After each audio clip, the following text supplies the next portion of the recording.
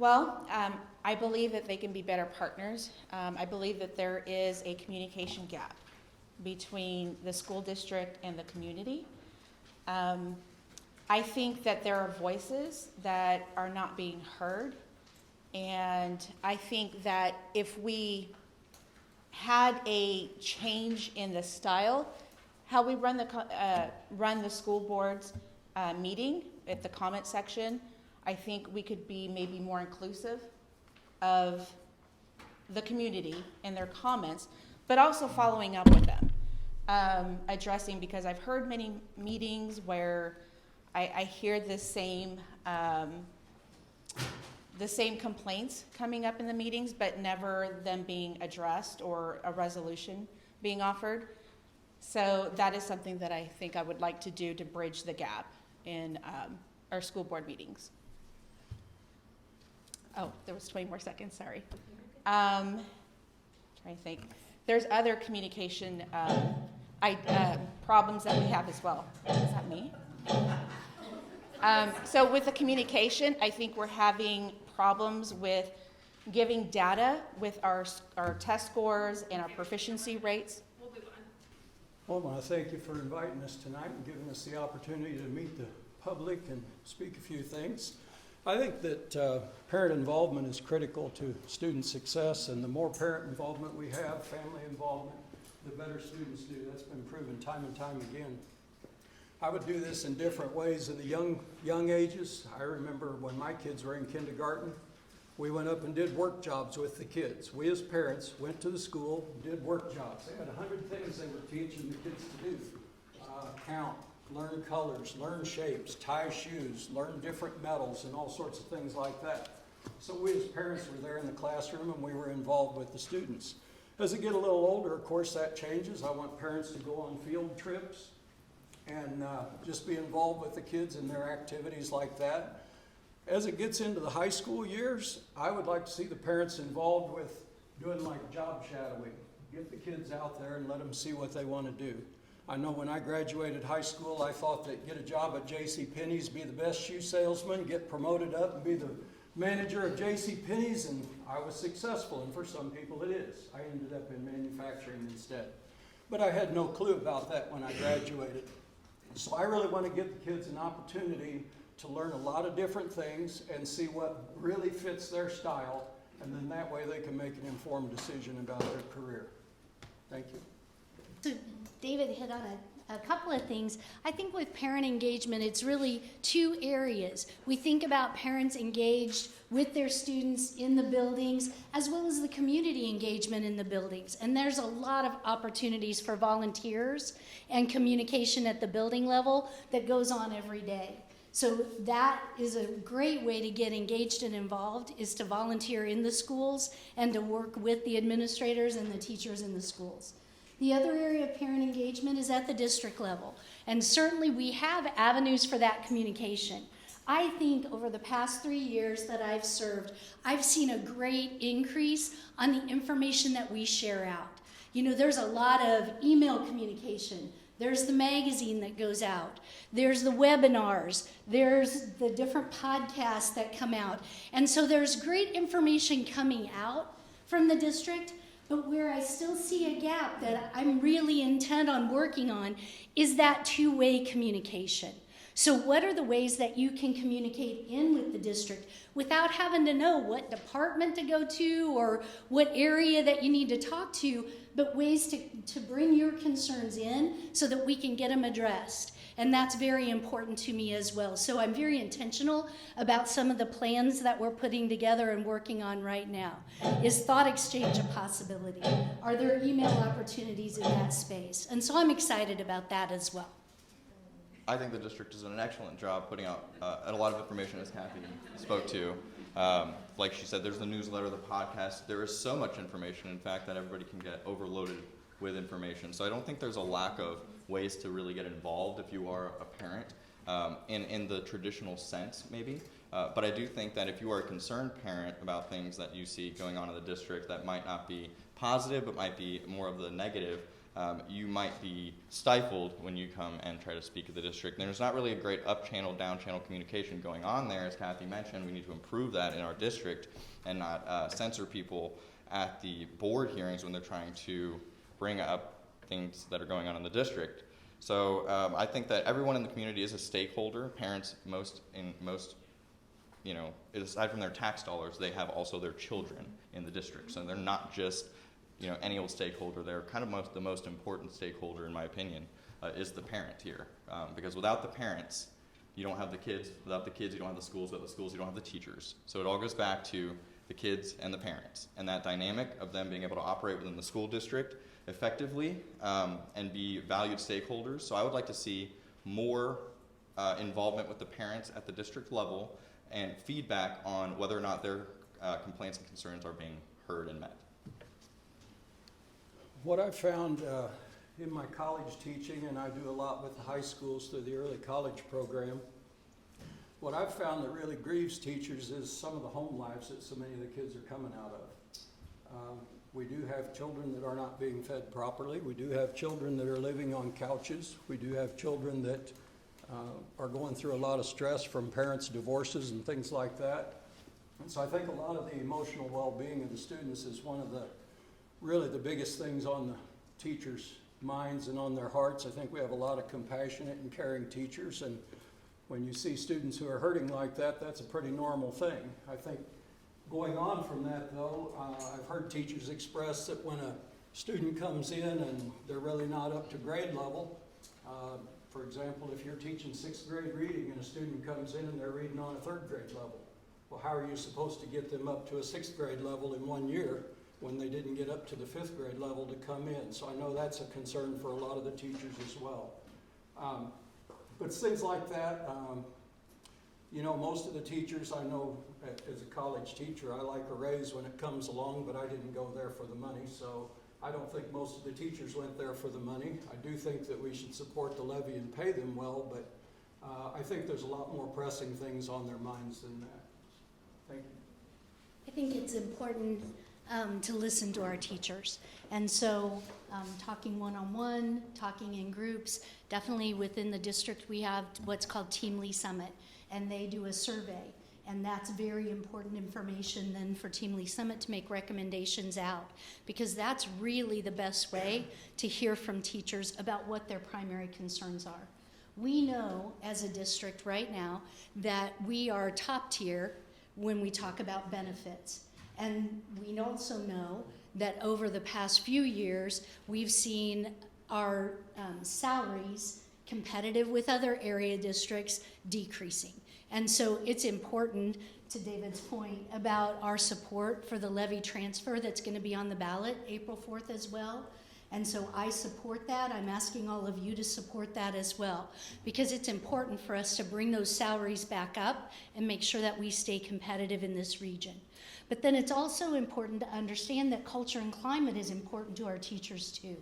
And so understanding what makes their work life better and listening to their needs for benefits or well-being, different opportunities that we can provide for counseling and support, all of those things are very important, as well as listening to their concerns around student learning and closing student gaps. We've done a good job, I think, over the past few years of hiring additional support staff and really bringing in additional supports for teachers.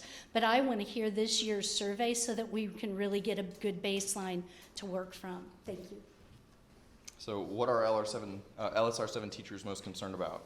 I think teachers are most concerned about teaching children, okay?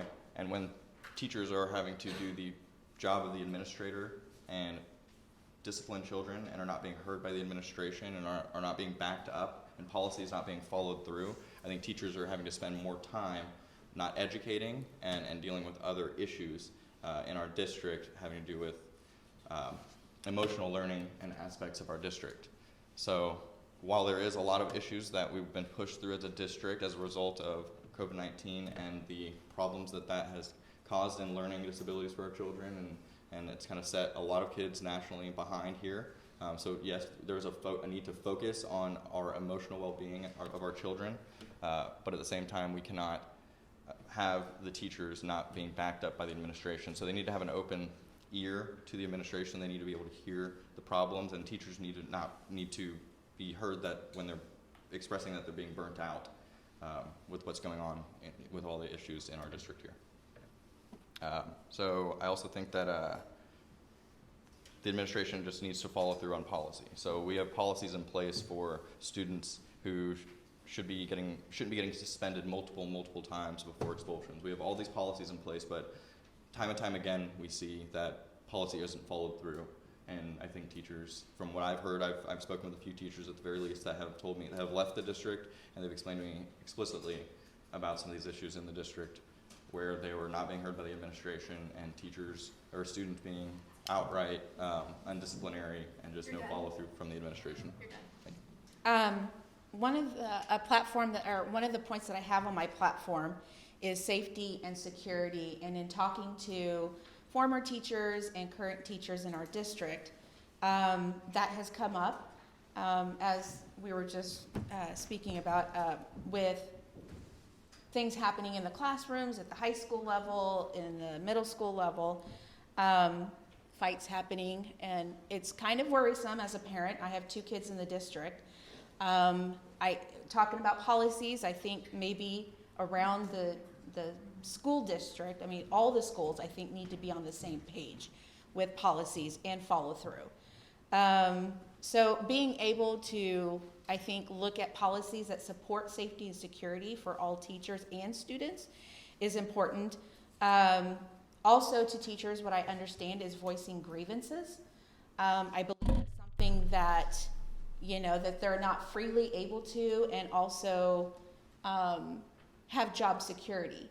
So that's something that maybe in policies with our school board I would look at and see if there are changes that could be made. And then classroom sizes. We have teachers talking about them being inundated with a lot of responsibilities, plus the growing class sizes and not being able to handle the one-on-one that kids need, the one-on-one attention. So that's what I believe is good. Well, equity in education, and I'll follow the district's definition of that as well, is being able to provide the supports that each student needs to be successful. And that's very important in our district. And we've done a lot of work around equity. I'm really proud of that work. Over time, we've seen a lot of change, and we have a lot of work to continue to do. I think one example that I'll give you is what's called multi-tiered systems of support. And that's where, using the data, the administrators and the teachers can get together and evaluate where the student's at, where that student is at in their learning, and what supports, whether that's providing more rigor and more challenge to the student, or whether there are some different supports around reading or mathematics or different areas that need to be put in place for that student. And I think that's important as well. This past year, we've really done a lot of intentional work around that, and I'm excited to track that progress over the next few years.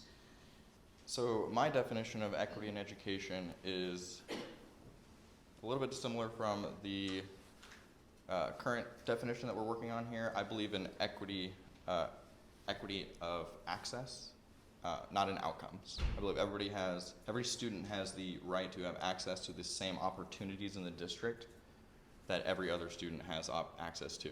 That does not mean that every student will use all those opportunities the same way and to the same effectiveness. So there cannot be an equity in outcome. There can only be an equity in access. And that is what I believe equity in education means. All right. My definition of equity in education is kind of the same. I believe that it has to do with equality in supporting educational materials for all students in need. So, for example, we have a it's a struggling readers program. I just started attending these meetings and started learning more information about dyslexia. So we have a student population of 17,783 students. Dyslexia has been found in 1 in 5 children.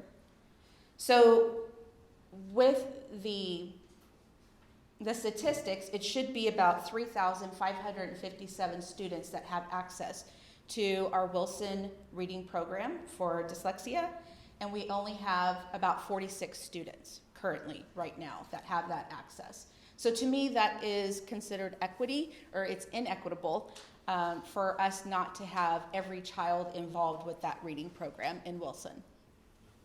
And that's it. I like to think of equity as giving everybody an opportunity to be the best that they can be. Some people are going to start out ahead of others. Some of my students, some of our students here at LSR7 have parents who are engaged and make sure they do their homework, make sure they get a good night's rest, make sure they do the things they need to do to be successful. Some of them make sure that they have a good meal every time they go to school, and some don't, unfortunately. And those students don't compete on an equal footing. I don't believe in holding the better ones down in order to make everybody the same, okay? I believe in giving every student every opportunity to be the best that they can be. I do think that we need to focus on the students who are, shall we say, disadvantaged. I think we need to put resources there. I have students that I personally go and tutor because I know how they're living.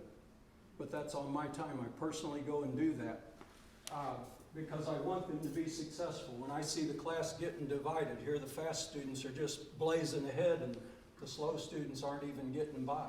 I set up times to go and meet with them and tutor them because I want them to be successful.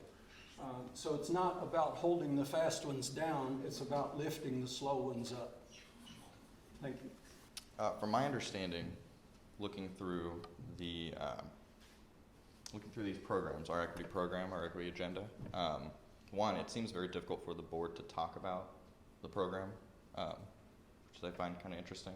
But at the same time, there doesn't seem to be a direct return on investment that I can see. The idea is that by improving equity and dignity in the district, that we are going to, and social emotional well-being of the students, that we are going to improve academic scores by doing so. And we've invested, like you've said, millions of dollars in this over the last few years, and I see us slipping the other direction. So it just seems like we are outspending for equity to get equity, but we're not focusing on academics, and maybe that's where we need more of the equity is in the academics. So we could maybe divert some of this funding. Look at the Panorama contract.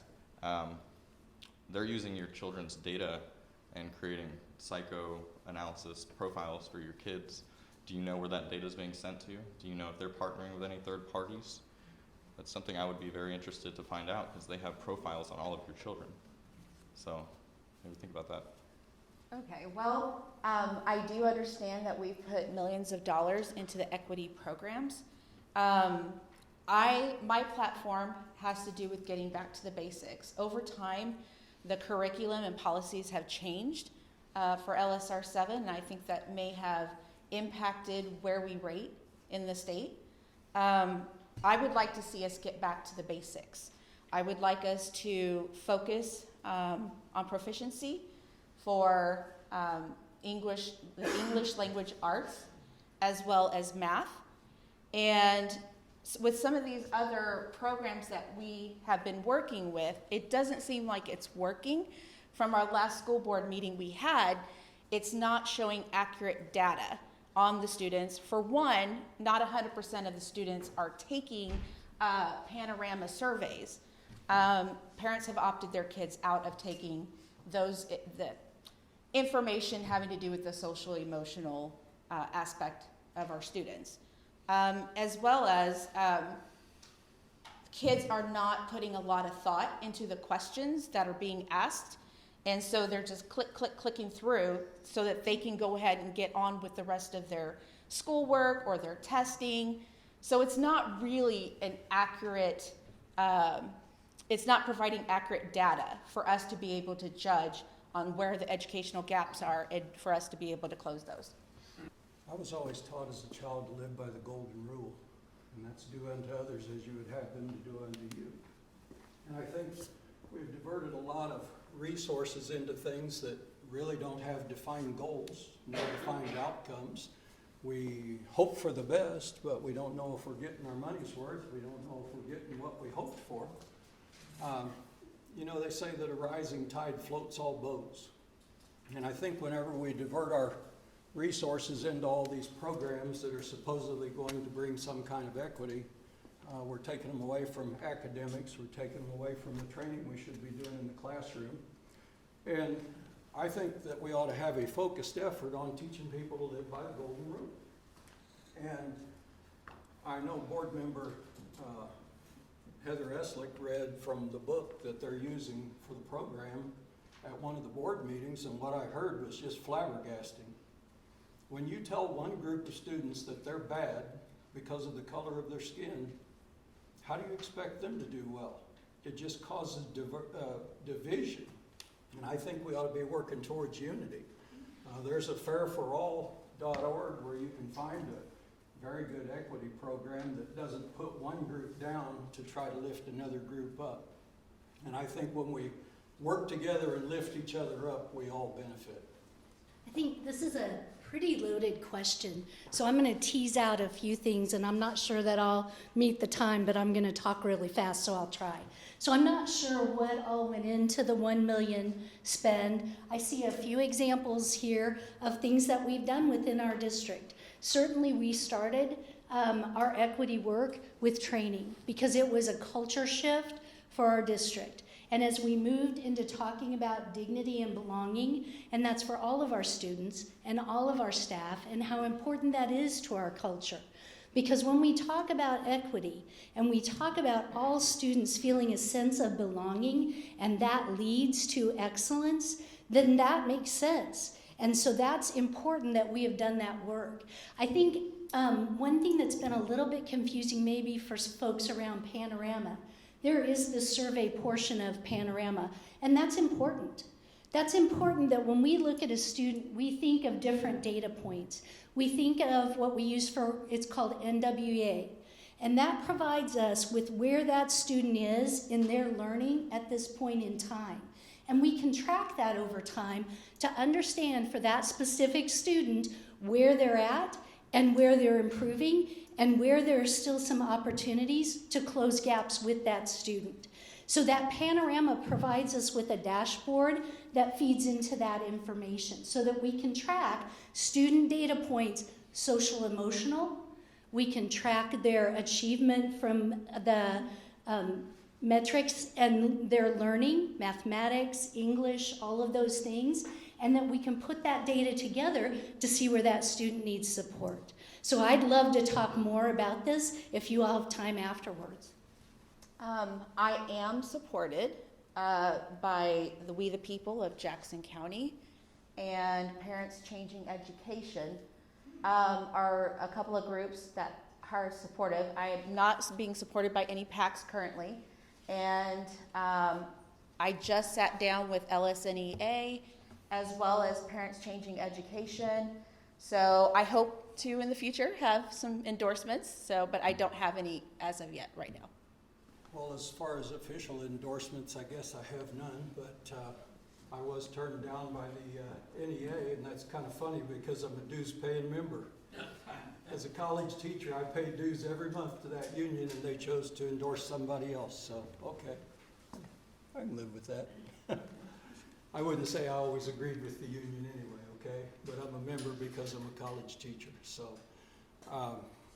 I do hope to get some endorsements. I would like to get endorsed by the Parents Changing Education organization. I think they're a good organization, and I would like to, I'd like to have their endorsement. As far as the NEA, I can do without that.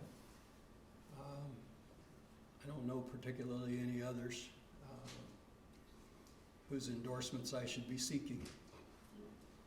So I am not aware of any endorsements as of today, but I will be honest. I am seeking endorsements. I'm seeking endorsements and votes from everyone in this room and everyone in this community. I've worked really hard the past 3 years, and I use the phrase in my campaign, I do my homework, but I'm serious. I do my homework, and I work hard for this district, and I'm hoping that everybody in the district sees that and supports that and will support me as a candidate in this upcoming election, because I'm here to do the hard work. We have almost 18,000 students and families in this district. Of course, we're going to have differing opinions coming in. But my goal is to listen and listen to the experts and pull together committees and listen to those committees and those experts and make the very best decisions for our students and our families in this district. And that's where my heart is, and that's where my head is. So I'm hoping that when you leave tonight, you've confirmed that Kathy Campbell is somebody that you can support and that will listen to you. So thank you. So I don't have any endorsements currently. I was working on a Lee Summit NEA endorsement, National Education Association, but I was recently emailed being told that they were going with somebody else, which is fine. Really wanted their endorsement, didn't get it. I don't have any official PACs or anything supporting me. I have had some small donations come out of We the People of Jackson County. Nothing real big, but other than that, I don't have any official endorsements. I asked the police chief if he would endorse me. He said that they don't endorse school board candidates.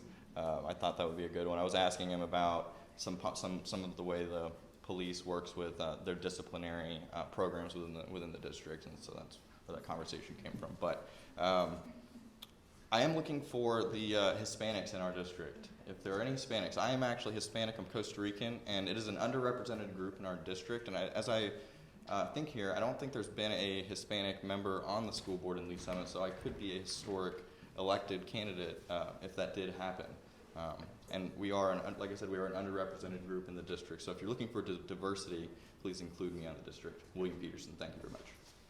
Do you believe there is a disciplinary issue in the district, and does student behavior, including student fights, get worse the longer it goes unaddressed?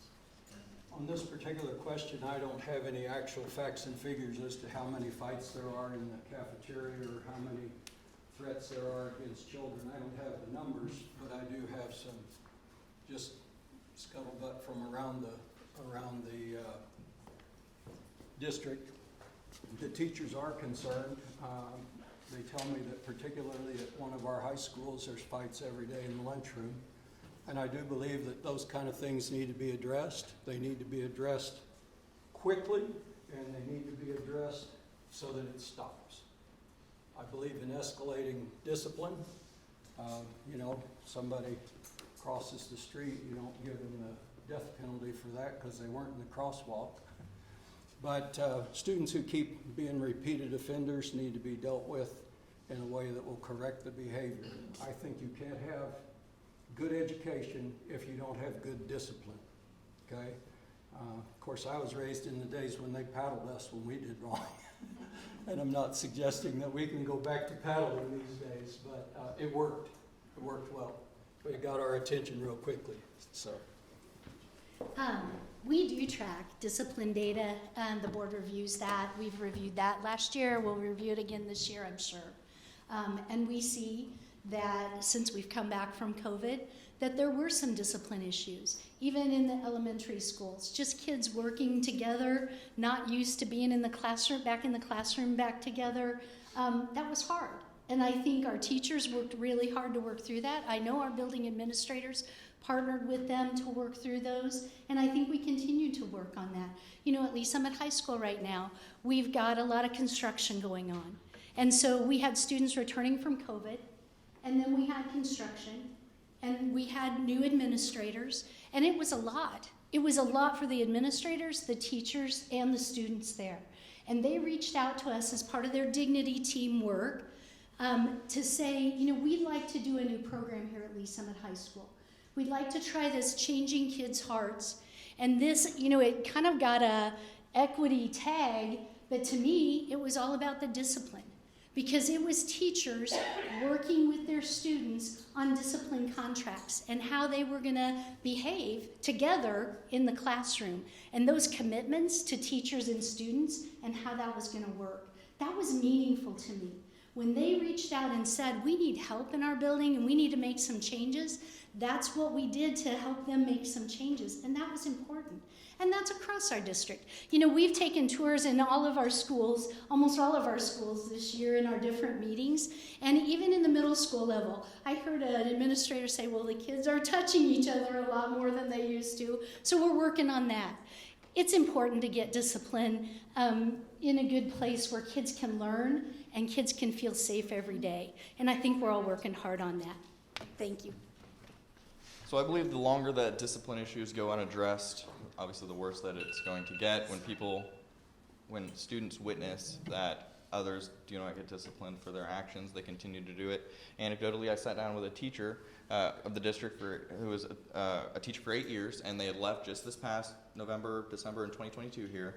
And they had said that they had multiple occasions where they had students who were physically violent, just outright speaking vulgarities in their classroom. They would send them to the office, and then the same exact day, within that same hour, that student would be right back in their classroom. And this would be multiple infractions of the same students. Like, teachers know who the problem students are. They talk about these students with each other, believe me, and if it goes unaddressed, the whole student body is going to see that. Everybody's going to start, what are they going to think? They're going to think that they don't have to follow the rule. If they're going to have to follow this rule, then they don't have to follow that rule, and then you get anarchy. So I don't know if you know this, but our students in our high schools are putting videos on Instagram. You can find them. Okay, there are full-on pages of these fight clubs and all this stuff going on. So to say that this is an issue that we shouldn't be addressing, and there should be real disciplinary action and partnerships with our police department for the youth programs that keep them out of juvenile detention, but still give them strict discipline and put them back on the straight and narrow, that's what we need to have happen. Well, with my platform, I'm still advocating for safety and security for all students. I have also heard the stories. I've seen the videos. I have one child that is in their last year of elementary, and I have a child in their first year in middle school. All I get is a window of what's happening in their schools. And it kind of worried me as a parent of what the high school and the middle school was going to be like for my children. So with that said, I currently ran into a situation with my child in elementary. And I was really grateful when I was able to speak with the vice principal. She called me because I called first thing this morning because of an incident that happened right before our red snow day that we had. So it was at the end of the day, so they weren't able to call me and let me know what was going on.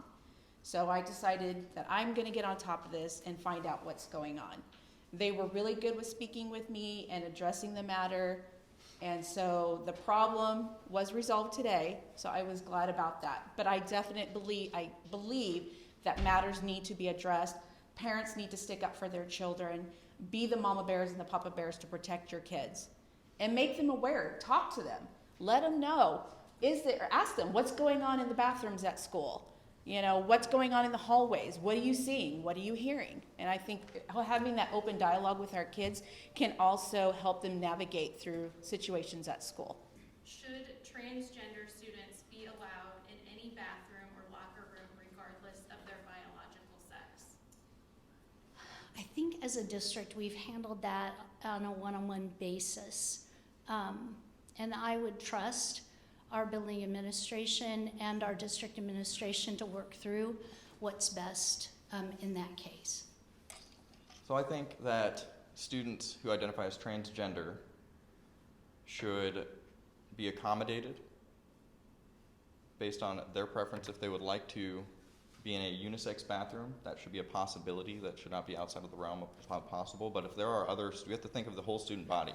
I actually spoke with a student who told me that they are very uncomfortable when they're at the urinal and they have a trans student come in when they're at the urinal, okay? So we have to think of everybody involved here, right? We can't just arbitrarily say that a trans student who hasn't transitioned or is in the process of transitioning can just walk in whatever bathroom that they want to. I mean, it's a slippery slope at this point, folks, because we're talking about a situation where we have students who one day could possibly wake up who could go to sleep male, right, thinking that they're male, and then wake up the next morning and decide that they have fully decided that they're going to transition, right, and they are now identifying as transgender. So that, from that 24-hour period, are we going to just say that, yes, fine, now you can go, you're a man, but you can now go in the female locker room or the female bathroom, just from a 12-hour sleep?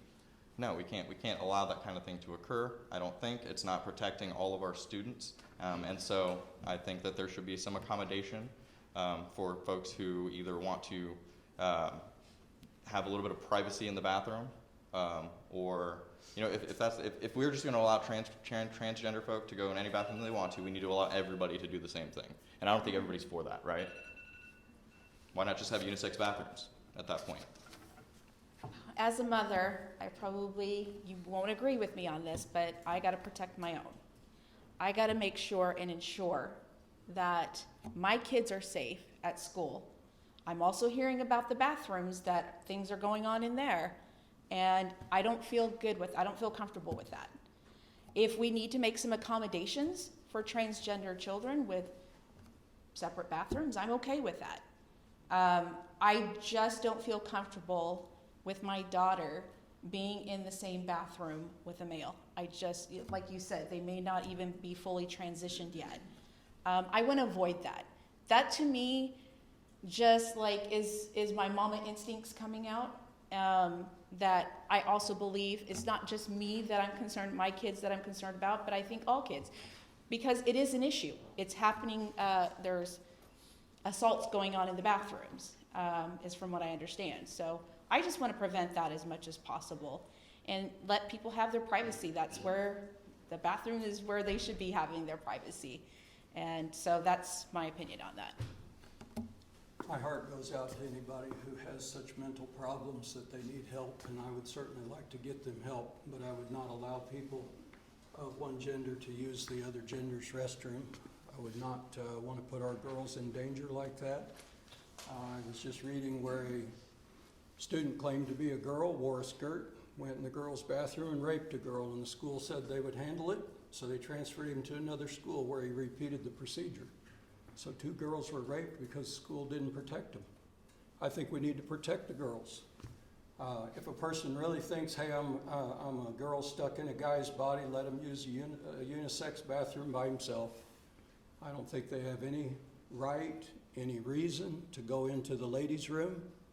I think we need to protect our girls, need to protect their modesty and their privacy and their physical security. And we cannot do that when we allow men to go in the women's restroom. What is your stance on a child who is choosing an alternate identity without their parents' knowledge? Do you believe that information should be withheld by teachers or school staff from the parents? I do not think that when a child is going through something as drastic as an identity crisis, which I would identify that anybody who is having trouble understanding who exactly that they are on a biological level would be characterized as an identity crisis. And so I would hope that the school would include the parents who have the legal authority over that child in that process, and to notify them that their student has sought help, or that they've identified that this student has put out a cry for help in asserting what their identity truly is. Because obviously that is the question, is that they do not know what their identity is, right? And we're not talking about just male, female here. We have issues where you can identify as all kinds of things nowadays, all right? And it's not just male or female. There's non-binary, gender non-binary. There's the furry stuff that people are doing now, and that's a whole other can of worms if you want to talk about how we have to accommodate people in bathrooms. So it's just destructive, and if the administration is not partnering with the parents in something as big a gravity of this, then what else are they hiding from parents at that point? There should be an open line of communication there.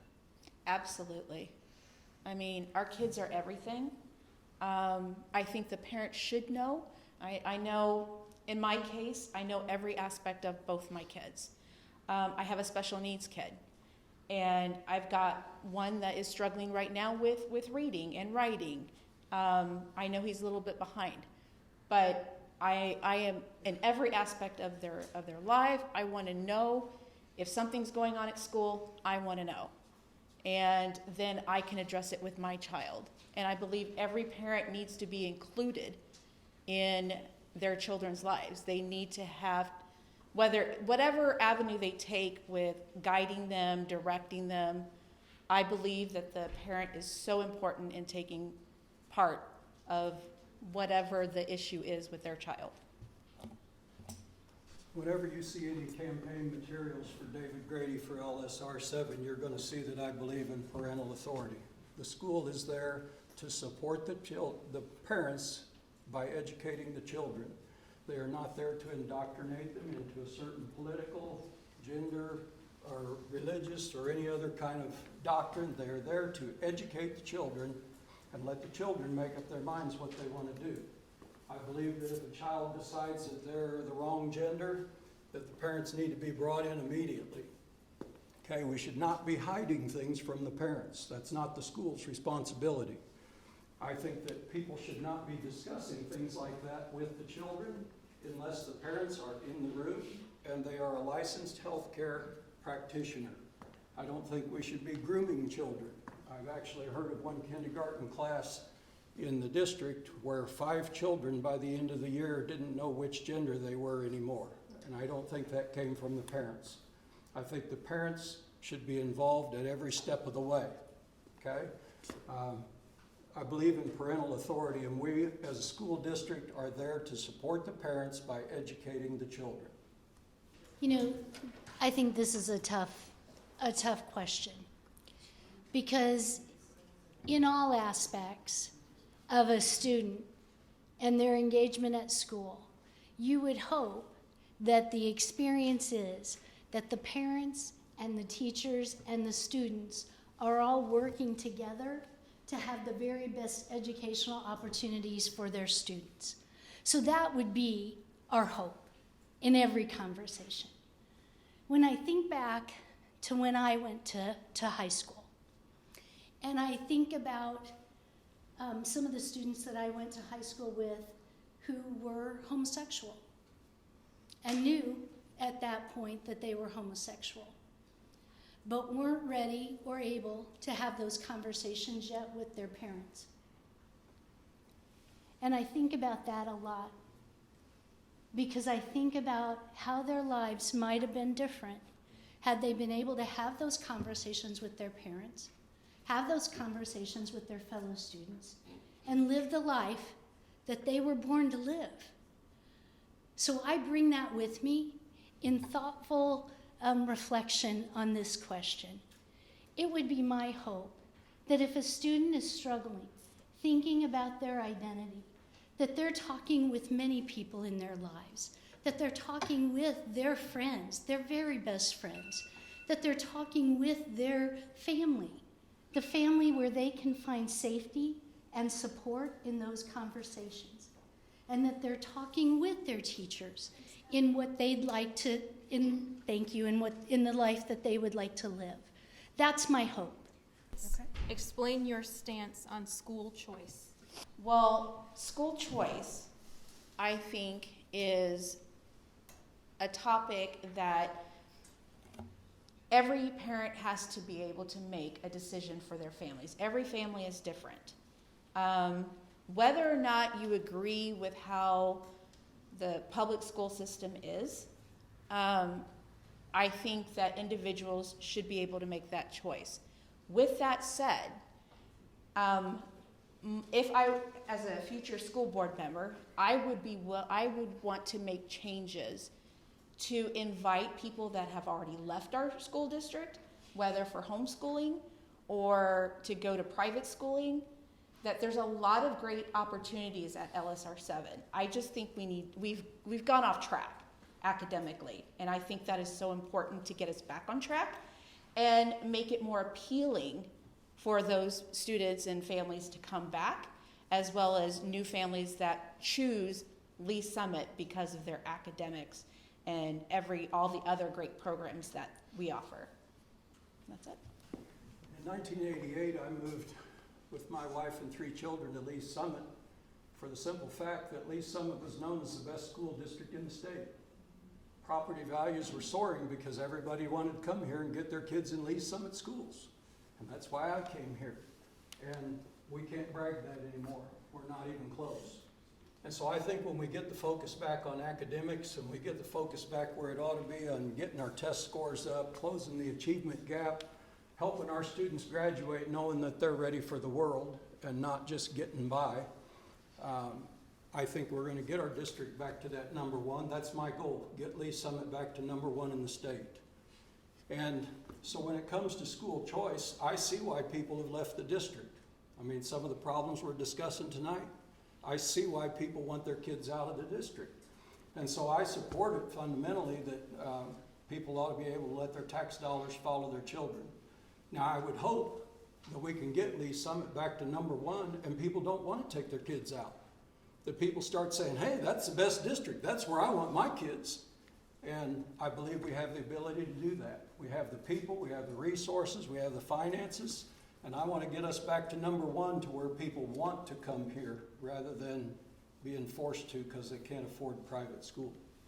So, what is my stance on school choice? I believe in expanding opportunities and not limiting them.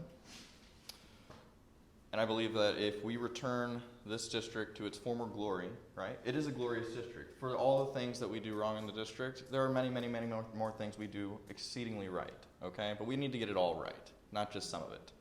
So if we got the district back to its former glory, we used to be number 3, right? Now we're like number 203 in Missouri? So we have some room to gain. We can get back to where we were. And then school choice won't be a problem. The beauty about school choice, if you really take a step back and think about it, a lot of parents are upset that that basically there's not an ability to keep the school, they don't feel like they can keep the school in check. The school's not listening to the parents, okay? Well, it's the tax dollars of the parents that fund that school to start with, okay? So if the school is doing right by the parents, you have nothing to worry about with school choice, not a thing, okay? Otherwise, get your game back in education, get your head back in education, and you don't have to worry about the funding. If the CDC recommends mask wearing, will you support a mask mandate?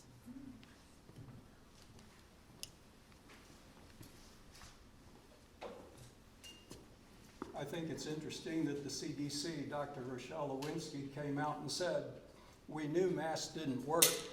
We just told you to wear them to scare you. What? Government officials telling us lies to scare us?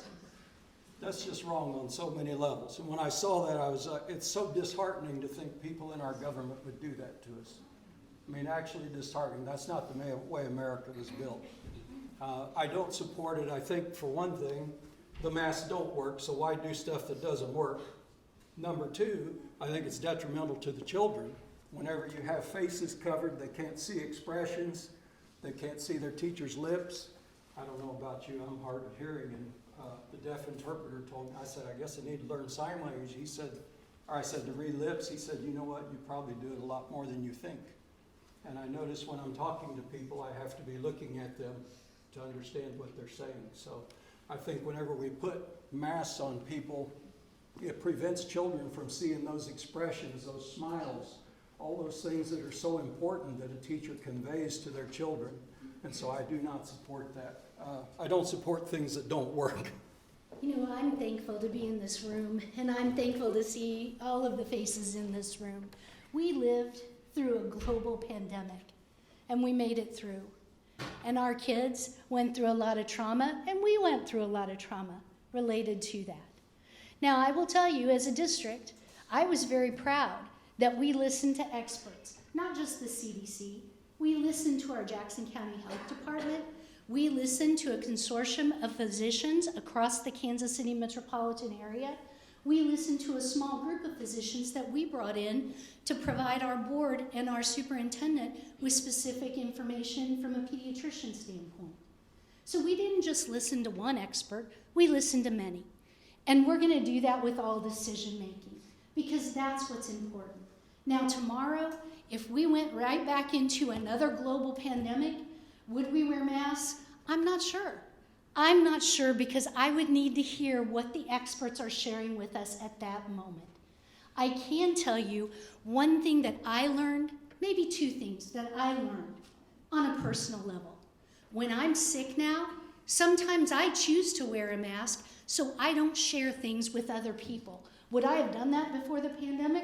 Wouldn't have even thought of it. But last Christmas, right before, I got a really bad cold. Tested negative for COVID, tested negative for flu, didn't know what the heck I had, but 3 days before Christmas, I had to meet with people at work and at the school district, and I wasn't sharing those germs, so I masked up. And the other thing I've learned is maybe I need to take a little bit of care of myself and my kids and my family, and when we're sick, sometimes now we stay home. So those are a couple things I've learned, but thank you for the question. So I was not in support of the original mask mandate, and I would not be in support of a new mask mandate. I believe that everybody has the right to choose whether they want to protect themselves with personal protection equipment, which is what a mask is. As David mentioned, everybody now knows the masks did not work, right? We can all agree that the masks did not work. There's a oodles amount of data showing location next to location, the masks don't work for a lot of reasons. And there were a lot of people, that were going against the experts' opinion during the pandemic who were just stifled voices. But you know what? Those people ended up being right. And they were trying to tell everybody that the masks weren't going to work and that everybody didn't need to wear the masks. But once again, it's your choice. If you want to wear that mask, by all means. But you know what we did by putting those masks on kids? Now, in retrospect, knowing that they didn't have any effect, especially for our young students who are learning how to read, these young kids, the reason why they're having such problems with literacy and academics right now is because we literally upended their entire academic lives for something that we now know was completely unnecessary to do. And so, you know what? I would have a lot of caution going into putting a mandate on anything as far as masking goes. Masking is a very hot topic. I personally use a little common sense. And I believe a lot of parents have common sense. If you are sick, your child is sick, stay home. I mean, it's as simple as that. Stay home, take your vitamin C. I mean, as we know, COVID is a form of the common cold, right?